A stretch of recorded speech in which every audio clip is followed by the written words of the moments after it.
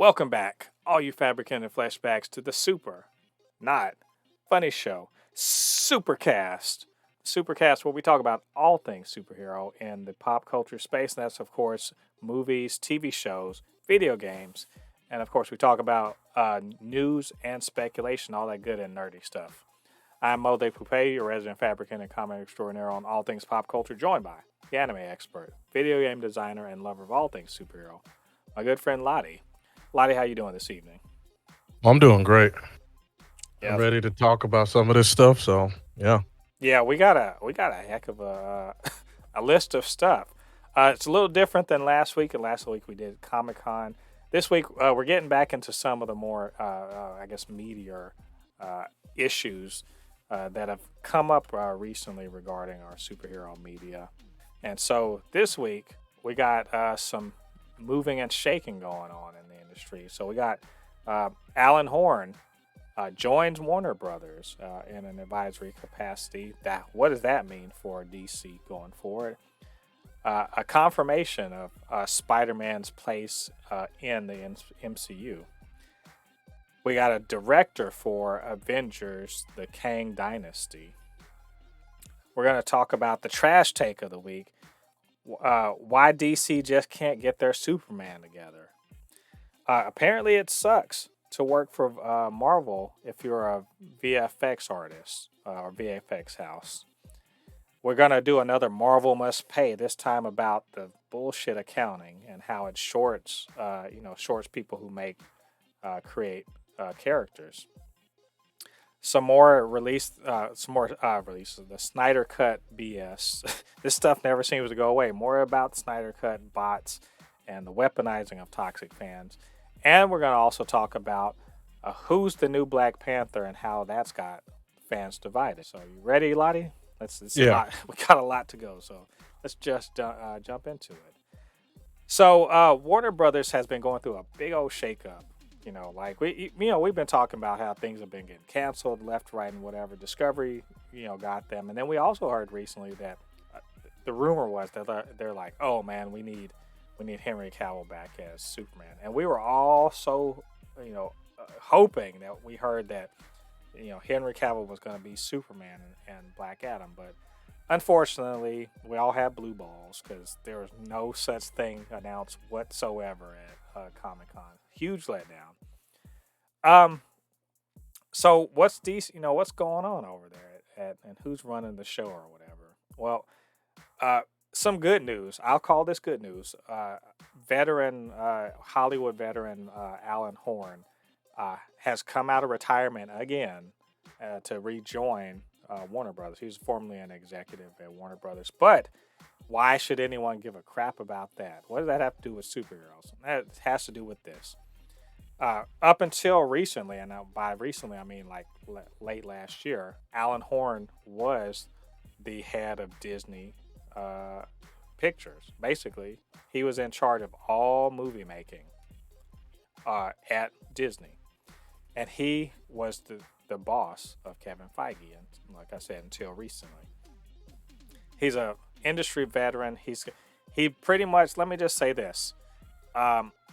He was at Disney when they were making all that Star Wars stuff, all the recent Star Wars stuff, all the MCU billion-dollar stuff like that, and has been known as one of the the great studio heads in the history of Hollywood. But in particular, how he had basically allowed Kevin Feige the freedom to do what he did leading up to Endgame.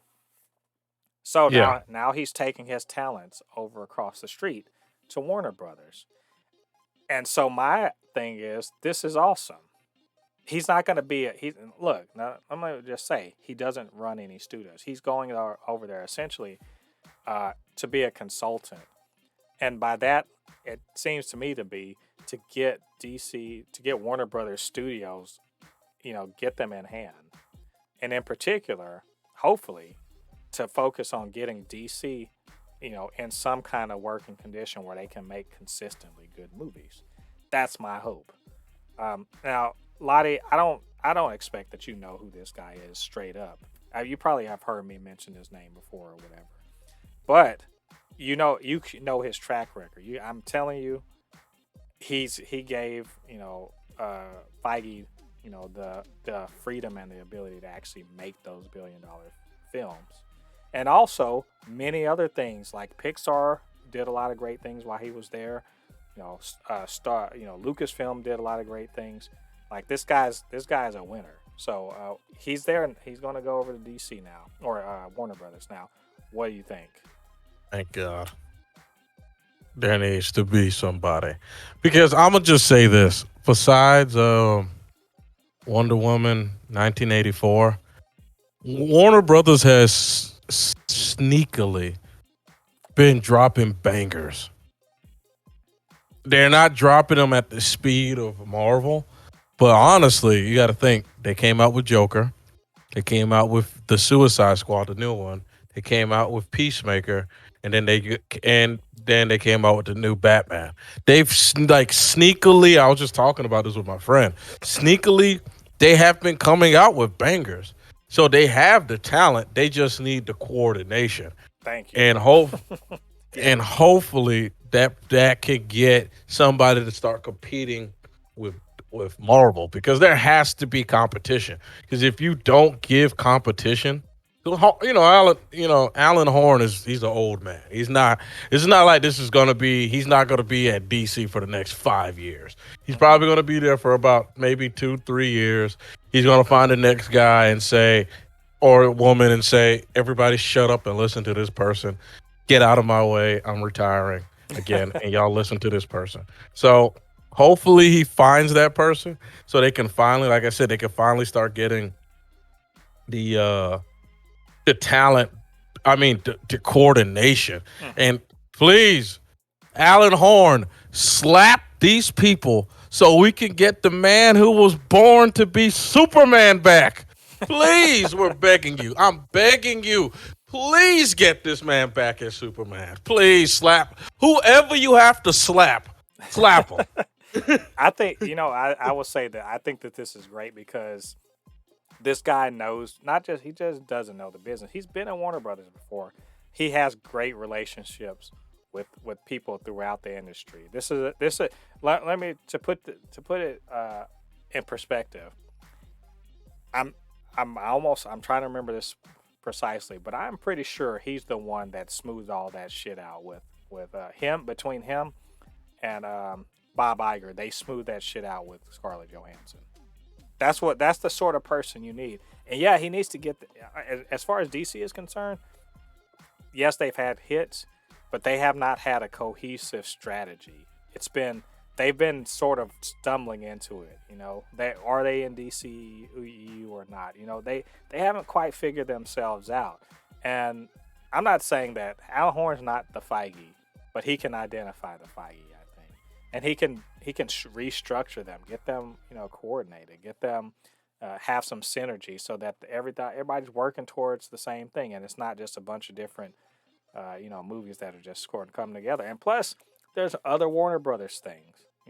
I think he can help right the ship. So I'm I'm not just cautiously optimistic. I have all the confidence in the world that he's going to help get their ship in order. So Yeah. I say good luck Yeah. to Alan Horn, and please, for the love of God, get DC shit together. Yeah, I mean, Yes. just please, thank you.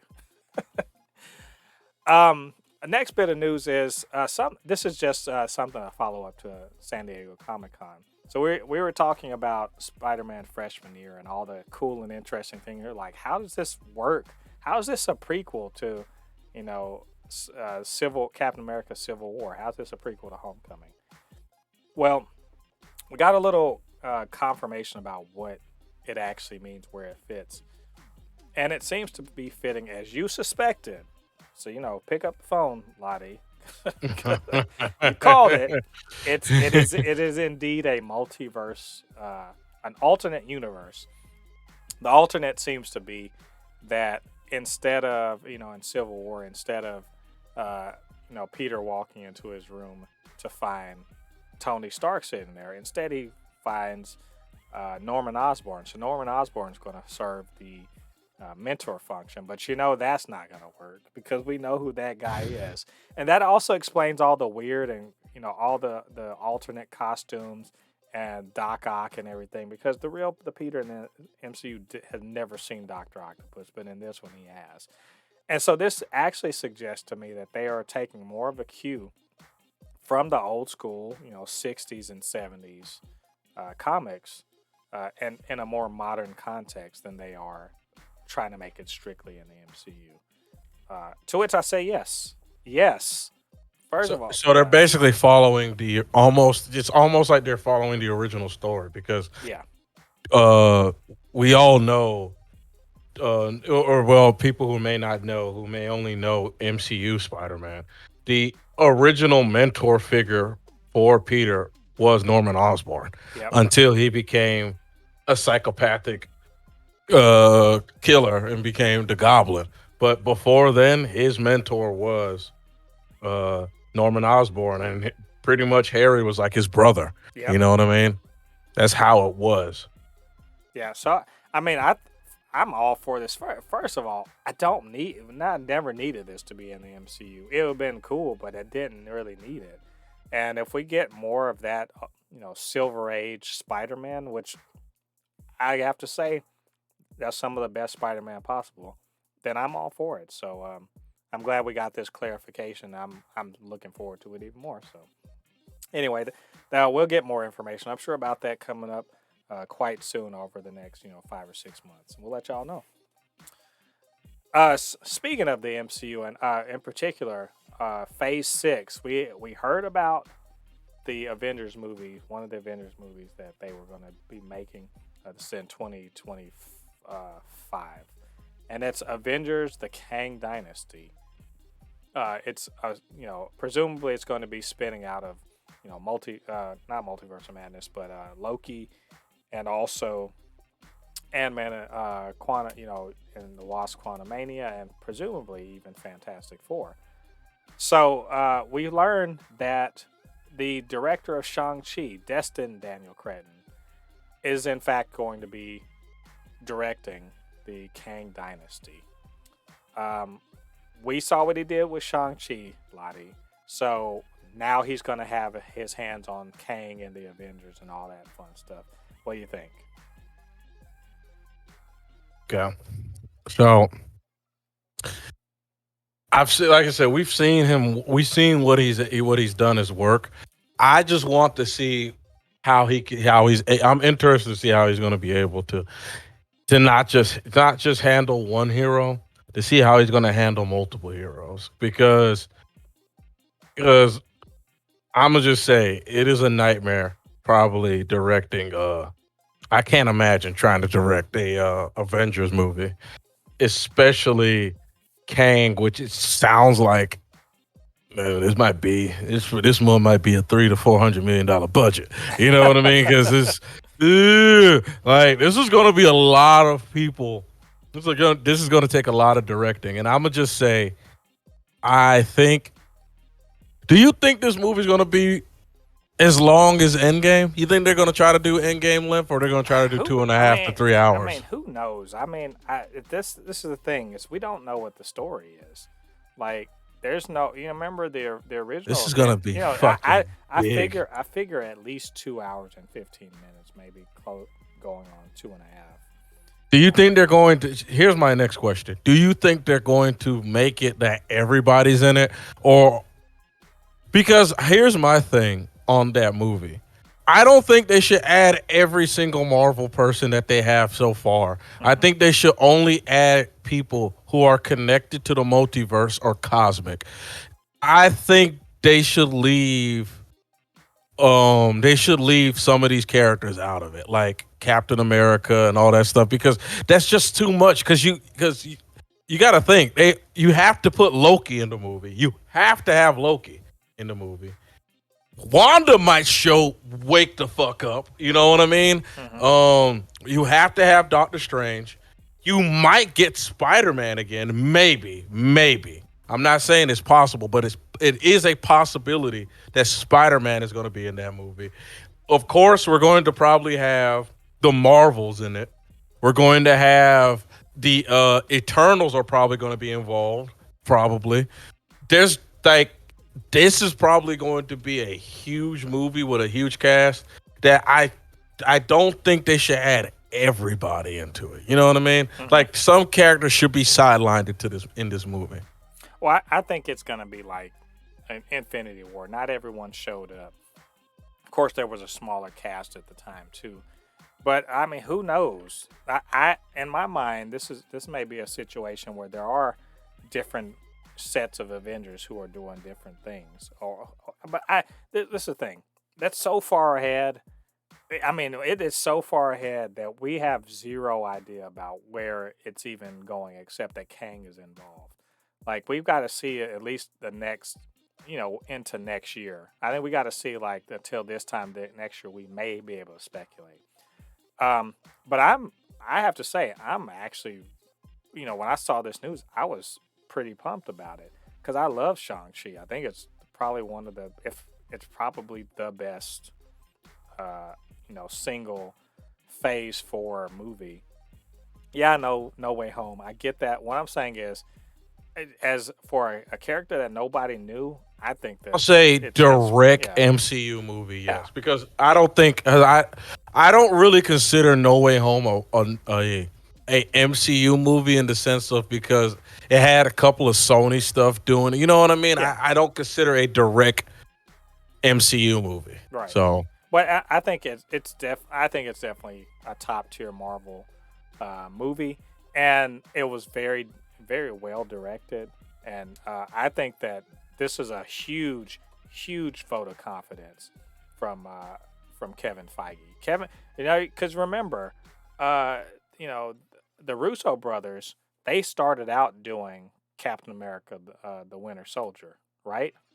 And then they went on to do, they went on to do Civil War, and then they went on to do the two Infinity War and Endgame. So graduating from one character into like doing a bunch of characters into and doing the Avengers, like this is a huge vote of confidence. And if Feige is saying, "Hey, you're the guy," then I'm 100% confident that he's going to deliver. So I'm super excited about this. He's got a couple years to work on it, and also let me just say this: they're tripling down on this guy because obviously he's going to do Shang-Chi Part 2.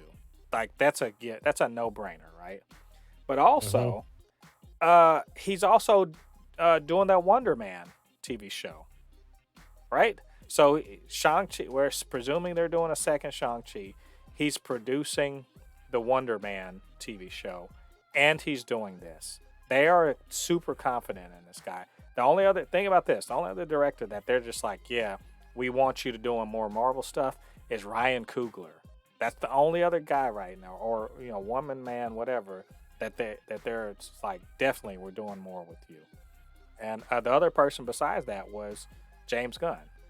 And so I'm very confident, and I'm looking forward to. I want to see what they're going to do with this, but it's years off from now. So all right, so that'll be coming out in a couple years. So we'll let you guys know when they release more information. And now, though, those are the quick things that we're going to talk about. Now it's time to talk about the real stuff. So let's talk about the trash take of the week. Trash take. Um, this is where we talk about, like, on social media or in the news or whatever, just shit takes related to superhero stuff. And the shit take this week is courtesy of I'm going to say Danny De Placido, who writes for Forbes about that DC. It says DC Films still doesn't know what to do with Superman. This is all about, and let me just tell you, I'm gonna save you. I'm gonna save you some time. The whole thing recounts the fact that basically since Snyder had a hold of of Superman, DC hasn't really known what the hell to do with him, right? And it's kind of says like, oh, because maybe he's not relatable or something, whatever. They don't know how to make him relatable and whatever. Maybe he's just like too one dimensional or something, and blah blah blah. It's a bunch of bullshit. That's what I want to say. It is. is someone saying like, "Oh, we just can't make DC, we can't make Superman relevant or interesting," and that Man of Steel wasn't, people didn't really like that version of him, and he's just like, there's other people that have done it better. To which I say, bullshit. Ladi, I mean, I have more to say, but I call bullshit on that. Do you think that it's not possible to make a good Superman? If they can make a good Superman, what the heck's going on with DC? So part of me thinks DC's capping. Part By of the me way, think this isn't DC. This is definitely somebody giving an opinion. But no, I know that, but I think DC's capping. I think DC knows exactly what they're doing with Superman. They're just trying to keep it secret, like it's some trade secret. Like, oh, Superman? Who? I don't know what to do with him. Our most popular character? I think they've come to a decision of what they want to do with Superman. They're just either playing it or they're just straight up incompetent. Superman movies can literally write themselves. I mean, Superman villains, like the thing about it is that Superman villains can almost be like Justice League movies, but at the same time, what you can do with Superman is that his villains are there. There's Brainiac. There's well, they already used Doomsday. Jesus Christ, whew, that terrible ass Doomsday. But well, they can rehash it. Make a real Doomsday. Yeah, make a real Doomsday. They can use. There's so many. There's the android. There's of course Darkseid. There's I forgot the dude's name. The guy who captures Superman and makes him fight in like an intergalactic tournament to gain his freedom. Superman has very, very compelling villains. It's just maybe the writers don't know how to write them because they're like, well, Superman's super strong, so how do we, because I think sometimes DC's scared to use some of their top tier villains. Because, like I said, most of Superman's villains you can use as Justice League villains, but at the same time, really, if you think about it, almost every single I take that back. They should not have a problem because every DC hero has a villain that can destroy the Justice League. If you really think about it, like Flash has the Reverse Flash who can do crazy stuff. Wonder Woman deals with gods. The Green Lantern.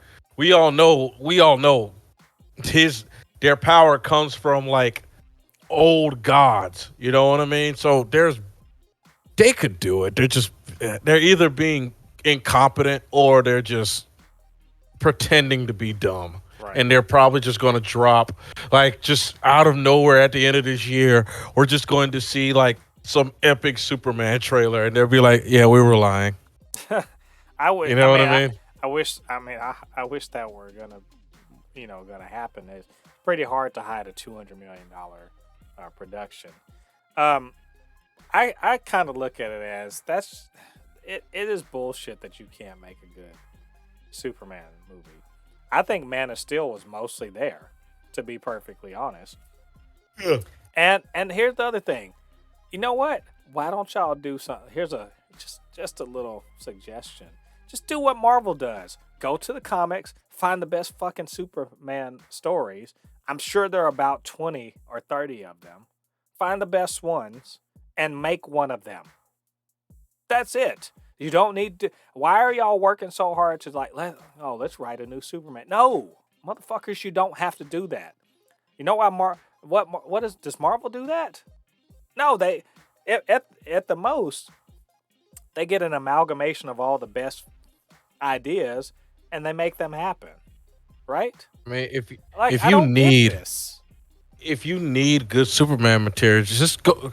Recommendation: go to the Superman Unbound comics, where Superman leaves Earth and fights like all these gods and stuff. It's there. It's there. But say they don't even have to do that. Look, they're like, how do you make? What about the alien?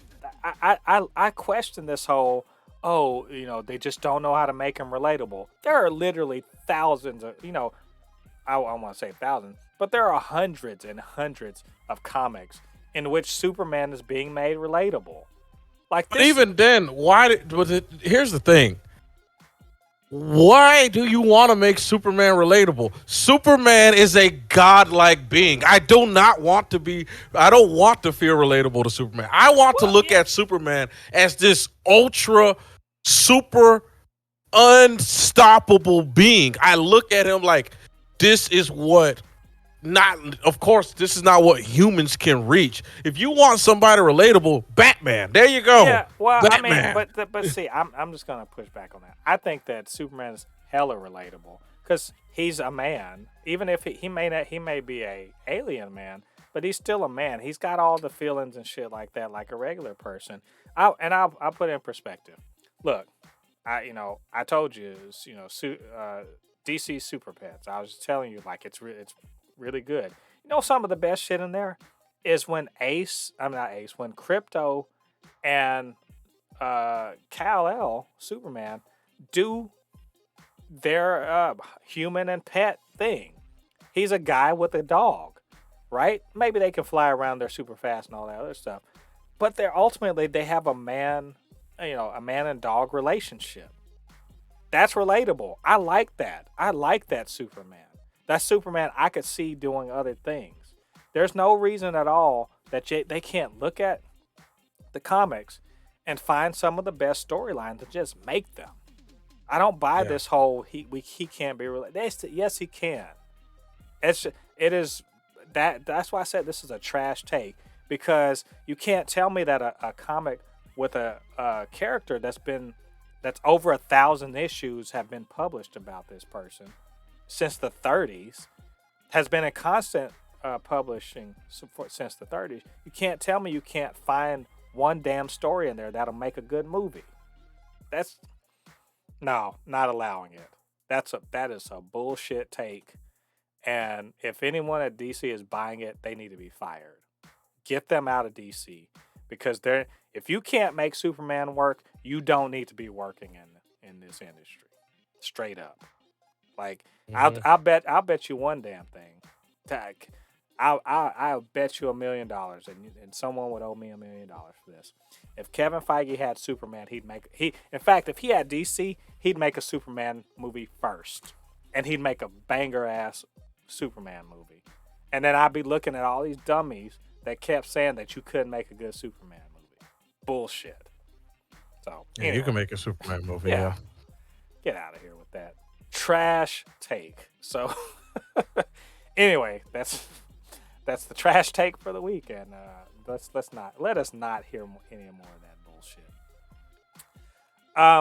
Let's move on to something that we're going to talk about Marvel some more now. This is a Marvel Do Better story.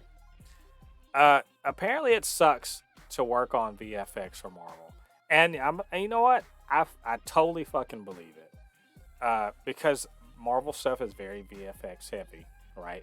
And we've heard about people they're working to the last minute on things, and we're talking about crunch and everything. I mean, Ladi, you hear about crunch in video games or whatever, but it's the same deal in VFX.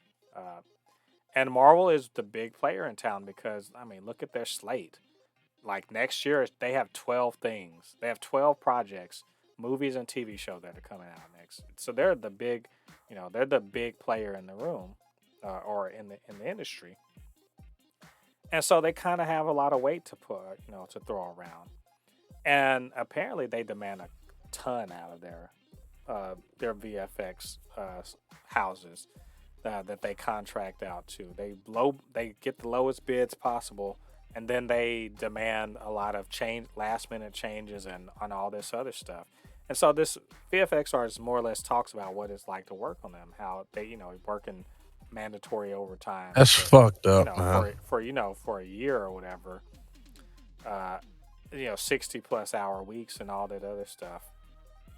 And that if they don't, play ball, that they could be blacklisted, and it's, losing, the prestige of working on Marvel stuff, but also losing, the right to work for them ever again. And I mean, let's not split hairs. This is some bad behavior on the part of Marvel. getting a contract and essentially, what you computer software design terms, changing the requirements at the last minute. Making major requirements changes at the last minute, and it's really shitty because these are people that need to sleep and see their family and whatever like that, and you're basically threatening their livelihood because they won't basically, throw away all the work that they've done already for you because you had another idea. And no, there's no extra pay for it, anything like that. They just want it done. So anyway, Ladi, I think you're a lot more, in tune with this sort of, the industry and all that, as far as, digital effects or whatever. You hear this is just more example of just Marvel being bad about stuff. And this is where I was just talking about how there has to be competition because Marvel is being shitty. Disney / Marvel is being shitty right now. This sounds like, what this sounds like? It sounds like Nvidia. This sounds like how Nvidia bullies their AIBs when it comes to their graphics cards. But recently, because of AMD doing well, the AIBs are finally sticking up for themselves and calling out Nvidia on their shit. So Nvidia can't bully their AIBs anymore because they're like for example, good example. Right now there is a massive glut of current gen graphics cards on the market, and Nvidia wants to release their next gen graphics card. They wanted to release their next gen graphics cards this month, but their AIBs are like, no, fuck no. We're still stuck with your 30 series. You're not releasing the 40 series. Nvidia said, okay then, well, if you don't drop our 40 series when we say it's ready to drop, we won't give you any 40 series. All their AIBs are like, fuck you then. We'll just go AMD. Nvidia did not expect their AIBs to say that. They could say that because AMD is now competing. People want AMD graphics cards now. If DC was in a good spot, what's it called, could not treat these people this shitty and get away with it. Because if they say, oh, well, you won't be able to do the next Avengers movie, they'll say, well, fuck you then. We'll do Justice League. Wait, what? Exactly. And it's a shitty practice, man. These people are regular people. They work their asses off. I've watched videos of VX of these artists. They work their asses off for very little pay. They don't get paid that well. For real shit. These people are what's making Marvel movies into billion-dollar movies because they're making this CGI look real. Because the talent in CGI has gotten extremely good, and for Marvel and for Disney / Marvel to treat these people like this is very shitty, and I don't like it at all. And it kind of, I don't want to say that I kind of like when I look at Thor: Love and Thunder not doing that well. It kind of makes me go like, it kind of shows you that even with good, that they put all that time into that movie, spent all that money. It's not really, they're making their money back, but they're not making as much as they're making back.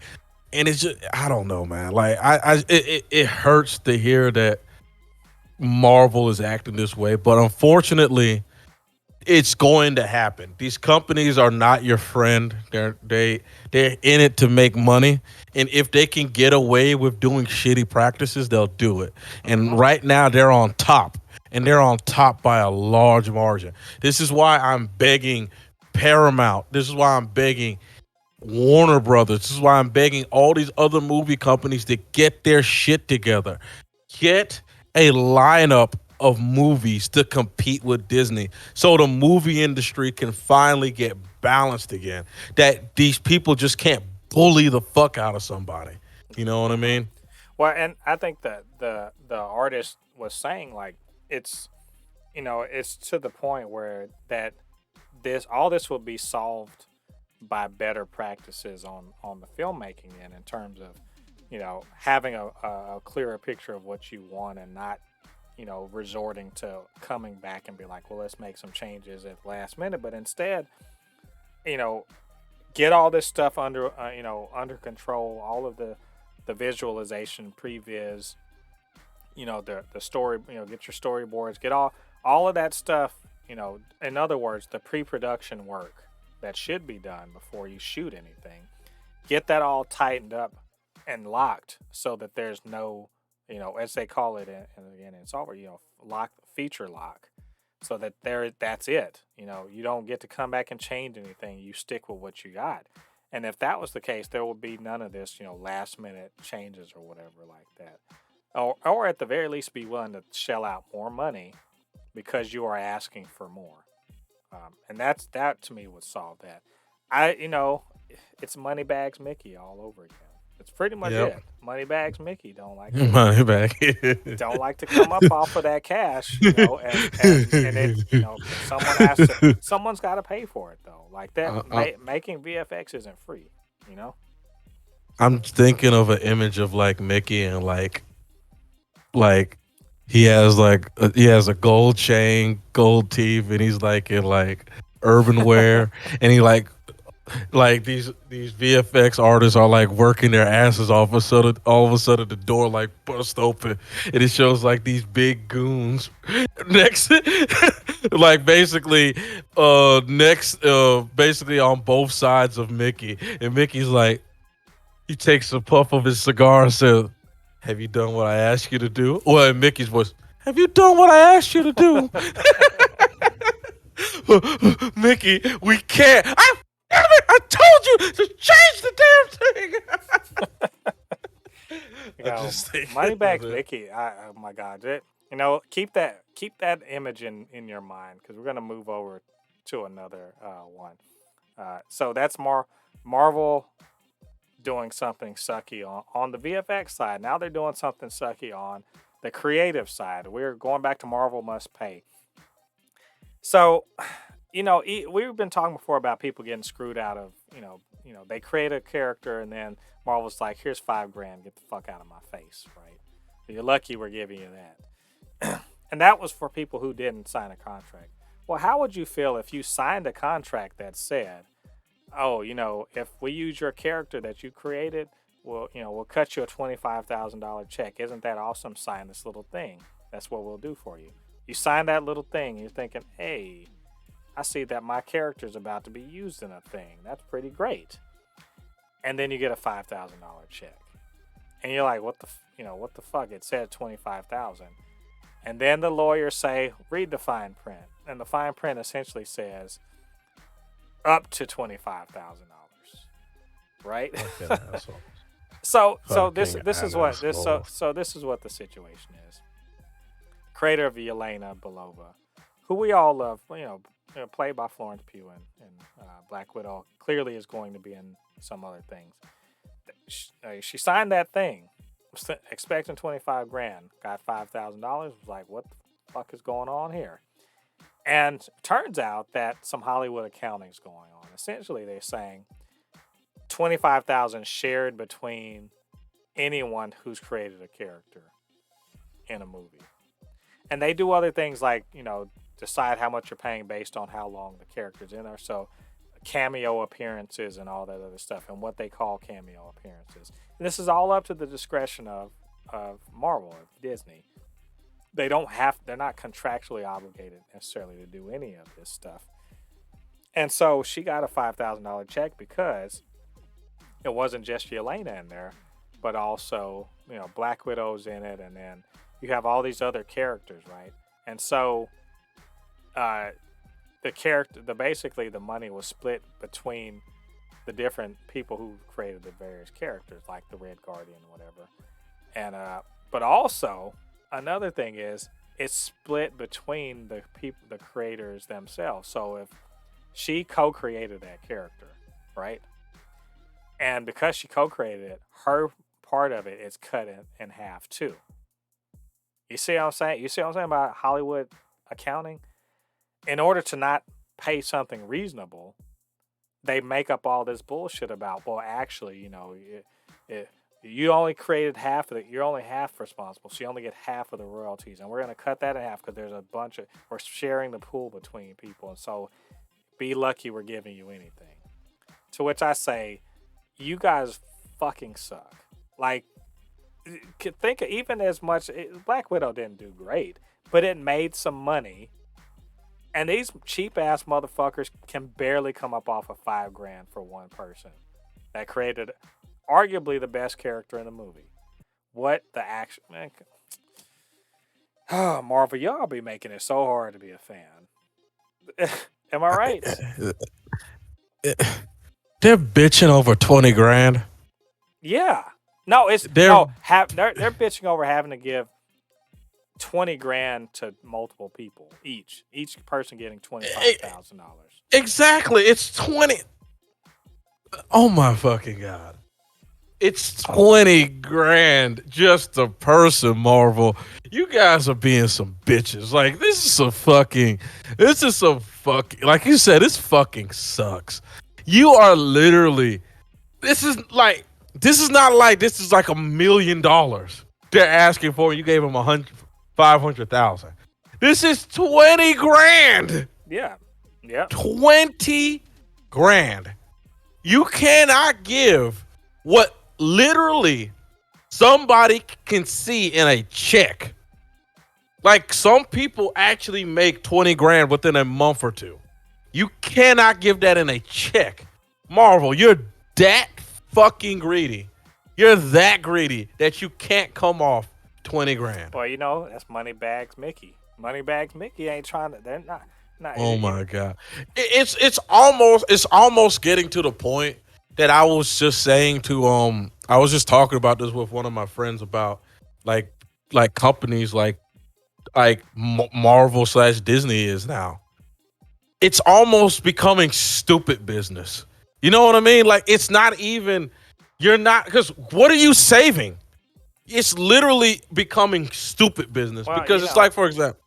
I think they're trying to set a precedent so they don't have to pay more in the future because, nowadays people are signing these contracts or whatever because they know what's up, and I don't know. It's shady as fuck. That's what it is. It is because all this does is make people not want to work with you and make your talent pool smaller. That's all it's doing. It's not helping you in the long run because eventually when you piss off enough people, all the talented people are going to start walking away because we're already seeing it. Some of the talented artists are not dealing with Marvel anymore.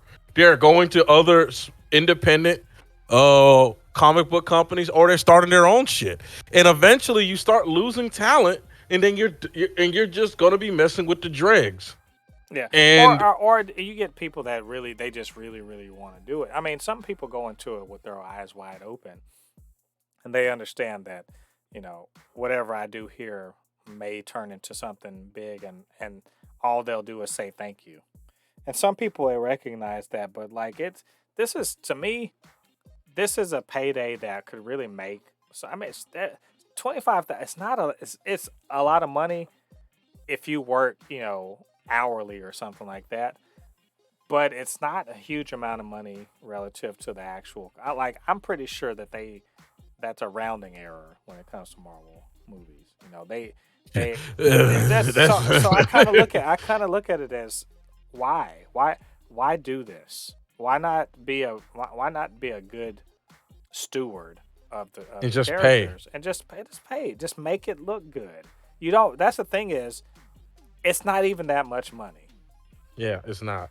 So just it's just shitty. It makes me wonder, what, is there anything to be done about it? Because it's their money and it's their characters and they don't have to do anything. And I just feel kind of bad about it. So I don't know. I have no answers to that. Even boycotting them wouldn't change their practice. Trust me. So I don't know. We'll think about it. But Marvel must pay. Pay what's fair and do what's right. let's move on to a subject that's near and dear to our hearts. You know it, and I know it. The wonderful people in the Snyder Cut community, or now it is restore the Snyder-verse. That's the thing now. It used to be release the Snyder Cut. They got their Snyder Cut. Now it's restore. Well, there's this. There was an article in Rolling Stone um, where it is basically talks about. And like, by the way, I'm gonna say some of this in this article is, you know, conjecture based on some evidence. Some of it is based on, well, unnamed sources that are giving their opinion about, numbers or whatever they're seeing.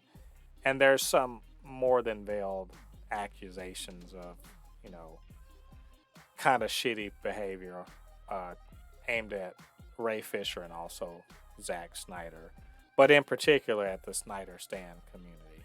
So we just keep all that in mind. So essentially, it's saying that up to 13% of the restore the Snyderverse or whatever, release the Snyder Cut um, traffic is bots. It seems to be bots, and that Zack Snyder knowingly uh, either used as a threat or actually mobilized the Snyder stands to go after, on social media executives and even competing movies or anything like that, and also use them to sort of bully his way into getting what amounted to something like $100 million total, including marketing, for the Snyder Cut. All of that was going on. There's more to it than that, but I just wanted to note the whole the bots situation. Surprise! We thought that they were bots doing shit for that stupid Oscar thing.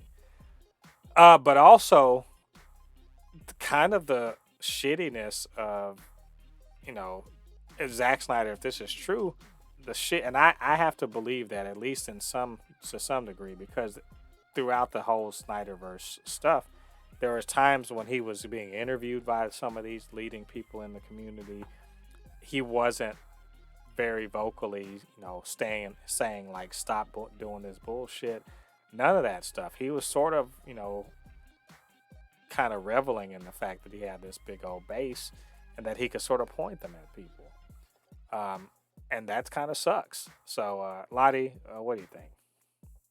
I mean, it's kind of funny that if it is true that the bot, that the seedling of the Snyder stands was a bot. Well, That's fucking that's the ironic. thing is, I think there's a bunch of them are not bots. These No, are but I'm just saying it will be like it's kind of be ironic that just like this one of the things that started it off was just a person created a bot, just maybe a troll just putting out Snyder stuff, and people are like, yeah, yeah, yeah, I feel that way, and he was yeah. just like, it's so ironic that it could have all started from something fake. It is just, I don't know. I just find that funny, ironic, and just it's because listen, there are some things that I do agree with. Like there are certain things that do need to change in the comic book industry that I do agree with. But the Snyder stands need to stop it. I saw the Justice the Snyder Cut for the Justice League. If you were not there, I probably would have fell asleep 4 times during that fucking movie. That movie was so. Like, I've never watched a movie where I seen the original and still didn't know what the fuck was going on because there was just so much, just like I can see why they said no, you need to get rid of some of this shit. Right. Some of the weirdest shit I've ever seen in a movie was in that movie. I've never seen a. Well, I can't get yeah. over that. The article is interesting. It's basically giving a timeline of what's going. But that the executive are like, they brought in Whedon because they're like, what is this shit? It's a couple points throughout the. They're like, what is this? But the kind of the unfortunate thing is, what seems to be evidence that Snyder was well aware of his influence on the Snyder stands and could point them, like I said, to people he wasn't happy with, or to sort of get his way, to rock the boat, so to speak, so that people would, sort of get it, do what he wanted. And that's, I think it's bad. Like, if you're a Snyder stan, I mean, good on you, I guess. But like, what is up with devoting so much of your time to sort of driving people off of social media, harassing people or whatever? Like, if you're just like, you just hashtag every day restore the Snyder verse, okay, cool. I mean, do your thing. But like this active, harassment to the point where, do you remember Godzilla versus Kong was coming out, and the Snyder stands were going hard against it because it dared to like come out and be successful, and that stuff like that. The And Snyder stands are just and there. and kind of it seemed like the gaslighting Snyder seemed to be doing, whereas he's acting like he doesn't know or understand what the fuck's going on, or if he doesn't, he's like, I can't control them. They're just very passionate. Bitch, passion. There's one thing is passion, another thing is toxicity, and they're on that Venn diagram is right on toxicity and passion. In the middle is Snyder stands, and they don't seem to be able to separate from them. Even within, have you ever seen Snyder stands go against each other? They're like chill, one telling them to chill out, and the other one's like fuck off. Like that happens. It's crazy. Shit is crazy, and him pretending like he doesn't know is crazy. And if even half of this shit is true, I'm just like, that dude was fucking running the game. It's Yeah. and I don't. That's my thing. I don't take pleasure in shitting on Snyder stands. I think if you really love something, have that. But you shouldn't love something so much that you want to tear other things down. That shit's crazy.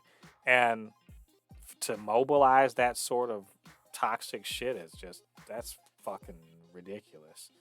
And I hate to think that the whole accusation that Ray Fisher was coordinating with him on this is true. That would really piss me off, because I'm a pro Ray Fisher. So it I really want to pissed see. me off if that's what was going on. They need to make a movie of the Snyder stands versus the feminist movement. That would be endgame type level, type war. I would love to see I that. mean, I will sit back. I'm pretty sure a bunch of them are already on that shit. It's just But they should animate it. it's that one day someone definitely is going to make a movie about the social media wars or something like that. And the Snyder stands are going to be right up there. But like I said, up to 13% of the traffic related to it is bullshit, and that there's some kind of ads related to it. And did Snyder engage ads and the bullying of people? It's just crazy talk. It's and let me just say, for a movie that's just all right. This for a movie that's even in its 4 hour ultra cut, it's just all right. It's just, I'm sorry, man. it's. I If mean, it wasn't that's for not the saying that. Flash, if it wasn't for the Flash at the end, I would almost say that movie was not good. Yeah, I mean, like I said, the movie's just all right. So it's. I mean, if that's the hill you want to die on, but like, I really don't like this whole. It is too. Let's just say, leaning into fascistic tendencies to mobilize a mob to get your way, and I don't like it. So we don't know. It's all hearsay or whatever. But we just need to be mindful of this stuff, and like, let's just move on. So anyway, last bit of news, and this to be a fun one. Black Panther trailer. It was awesome. We talked about it last week, but now there's a big old to-do going on in fandom about who the new Black Panther is. They gave that little bit, and they're like, "Ooh, who could it be in the suit?" And I think I told you before that Lego sort of spoiled who is going to be in it. It appears to be Shuri. Now, this is this happened in the comics. Let's be clear. This is something that happened in the comics. There's a little bit of setup that makes it make sense, at least to me. And it could easily have been, several other people, but the Lego sets seem to say that it is, in fact, Shuri. So there are some people that are just like, bullshit. There's no way that Shuri can be that because she can't fight. And there are other people that's like, it's in the comics, man, and of course she can probably fight. We just haven't seen her actually fight before, right? And no one's really kind of clearing that up. So I'm not going to quote all the people that are saying for and against, but there's a bunch of people that are just like adamantly, hell no, never, because it doesn't make any sense and it's disrespecting. And I haven't even noted the, recast T'Challa people who think it's disrespectful to have her be Black Panther, so soon after him and when she supposedly can't fight or whatever. So that's what's kind of going on back and forth right now in the fandom. And so Ladi, what's your take on that? Like, let's say they say Shuri is going to be it, and she's been there in the comics, but MCU Shuri is going to be the Black Panther. What do you think? I mean, is that the correct move? And what do you think about this kind of back and forth on the two sides of the fandom? Okay, well, here I agree with both sides. One thing I will say, Shuri, from what we've seen in the movie, she's not a fighter. She can get into combat, but hand-to-hand combat, we've seen her in Black Panther. If she didn't have those cannons, she would have gotten, kind of messed up. You know what I mean? But hey, they could have been during whatever time she's been training with Okoye. They can easily say that. But all I'm going to say is this: a cautionary tale that I know Disney and Marvel is not going to listen to me, but here's my cautionary tale. Obviously, Black Panther is dead in the MCU. They killed him. I mean, T'Challa is dead in the MCU. They obviously killed him.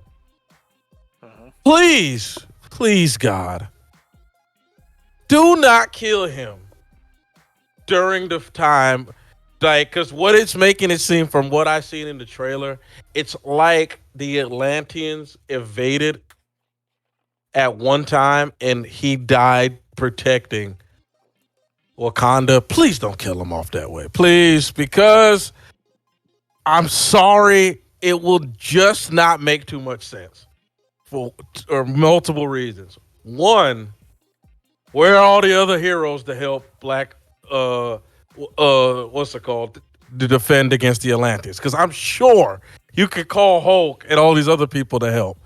Two, we seen T'Challa give aliens who were trained by Thanos himself. He was giving those people the work, and you're gonna try to tell me Atlanteans could kill him? It kind of, in my opinion, will put a stain on his character. And then afterwards, they'll have that Shuri will become Black Panther and then beat the Atlanteans. It will kind of sort of downplay Black Panther if they do it that way. Now, if he dies in a whole nother way, because he's obviously dead, if he dies just don't kill him off that way. Please don't kill him off that way, because it kind of will stain his character. Because we've seen T'Challa fight. The man can go hand to hand with pretty much almost anybody in the MCU. Even things of cosmic origin. He fought like these crazy ass aliens and was basically going one-on-one with Captain America, who was fighting Thanos pretty much. You know what I'm saying? Like, he's on that level.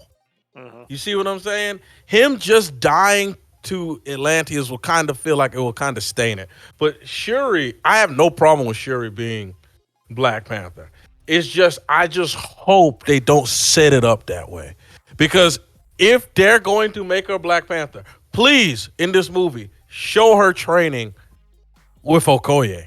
Even if it seems stupid, just do it so we can feel that it was earned. Because I was reading some of the comments, and they're straight up telling some straight up truths that the Black Panther has to fight to gain the title of Black Panther. That's real. I completely forgot about that. That is actually something that is canon in the MCU. That you have to fight and prove that you are worthy to be Black Panther. If you're going to have her become Black Panther, even if it's just a 5-minute montage, show her training with Okoye and the what are they called again? The Dora The Milaje. Dora Milaje. Show her training and fighting with them, showing that she can win against them. If she just all of a sudden knows how to fight, it'll kind of feel like an ass pull. You know what I mean? Right. That's the only thing, and it's an easy fix.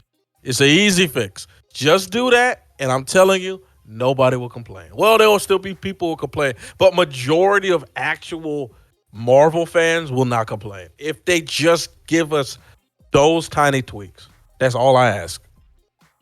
Yeah, I mean, I personally, I honestly, I trust Ryan Coogler so much that he could explain it however the hell he wants. If it's Shuri, I know it's been in the comics, and there's no reason why they couldn't explain it. Hell, he could even say, "Oh, she built Taskmaster AI into the suit." Like, because now understand, people like, there's no way she can't fight, right? When there's literally a Taskmaster in Black Widow where she can fight, but the suit's actually doing all the move copying, right? Oh God! Don't But provide me. like but let's understand that also Tony wasn't like, so like, he could fight, but I bet you that suit was doing a lot of it, right? Oh yeah, we all know So that. Yeah. so if Tony can build martial arts into his suit, and Shuri's smarter than him and better at engineering, why the hell couldn't she build that into her suit? I think the reason some people will not like that because of the character Black Panther. It will kind of feel cheap. You know what I mean? And let's be honest. Let's be straight up honest. By MCU lore, that is a disrespect to the character. It is. It just plain simple fact is. Because for you to become Black Panther, you do have to prove Yeah, oh yeah, that you have, yeah, you have you to. know what I mean? It will be, if they do that, it's a disrespect to the She character would have that to. they. Yeah, she would have to fight. That's the thing, is she would have to fight, to become the official Black. See, a lot of people they're hung up on this. Who says she's the official Black Panther? I mean, like, I want to ask this. Why does anyone think that she went and did the challenge thing and fought whoever to be Black? Now, in the comics, she definitely did. But let me ask you this: what's stopping Shuri from putting on a damn Black Panther costume and going out and kicking ass? Like, there's zero. She may not be the official Black Panther. I could see a situation where, everybody else is sort of down and she's the one, right? She's it. She's the last at bat, and she's got this new and improved suit. She goes and kicks ass, right? That's the problem with when we sit and speculate, is we don't know any of this story except that he's dead and that someone's in that suit and that they got to fight somebody. But we don't know anything else about what's going on in there. And everything I just laid out about her not officially going through the trials, because who the fuck got time for that? They're in the field. She got a Black Panther suit on, and she's going ham with her whatever specialized Black Panther suit. And that covers all of the bases. It doesn't disrespect the Black Panther because she's not officially Black Panther, right? She hasn't done any of that. And maybe later on she actually does the trials, and maybe she wins, maybe she loses, whatever.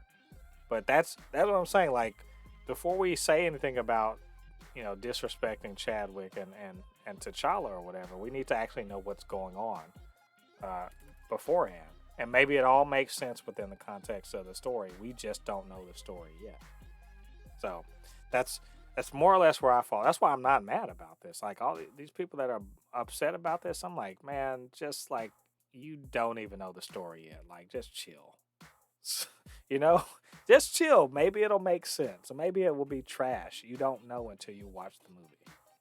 Yeah. So, Anyway, but fans, that's what we do. I'm totally fine with Shuri being Black Panther. I'll be even better with it if Letitia Wright will just shut the fuck up like she's been doing and keep on shutting the hell up, so I don't have to worry about you know Marvel trying to tell her, oh, we're recasting you. Just so anyway, I'm excited for that. We'll see. We're gonna know next year, or well, not next year, in the next few months. So we'll see then. So anyway, that's all of our news for this week. Long. I knew this was going to be a long one because we had a lot of issues to talk about. We'll do. Guess we'll do the review offline on a separate video. So anyway, what did you guys think about what we had to say, and what did you think about all of the topics? Maybe we missed something. Maybe you just had a good funny comment. Whatever it is. Get down to the comment section. Let us know what you're thinking. And of course, you can always hit us up, supernotfunnyshow@gmail.com or @supernotfunnys1 on Twitter. And while you're down there, be cool and hit that subscribe button. Help join the Super Not Funny Show. We really appreciate that. Get those subscriber numbers up. And of course, you hit that notification bell. It'll let you know when we drop new content. We're still doing this podcast. Of course, we got plenty of reviews going on too. And of course, I can't do the Supercast by myself. My good friend Ladi, he's in here with all his insight and comedic styling. So, Ladi, where can they reach you on social media? You can always find me on my Instagram, Anu Kinihun. It's spelled ANUKINIHUN. Again, it's ANUKINIHUN. And of course, my YouTube channel, which is Kinihun25. I'm going to go dark for about a week because I'm traveling. But as soon as I'm back, I do have some content that I'm going to start uploading again. I actually am going to drop my original character on Instagram when I get back. So stay tuned for that. Yeah, check that. You guys check that out. And I do, and also if we can swing it, I think we need to do some multiverses. I know I started playing it. I think you may have downloaded it. When you get back, I think we need to hit up some multiverses. Definitely. So yeah, you guys be on the lookout for all of that. All right, all you Fabricants and Fleshbags, thanks for joining us for the 62nd episode of the Supercast. Come back next week. Got plenty more to talk about in the superhero space. Until then, I've been Mo De Poupée, your resident fabricant and comic extraordinaire on all things pop culture, joined by the anime expert, video game designer, and lover of all things superhero, my good friend Ladi. We'll see you guys on the other side of the thread. Peace. Peace.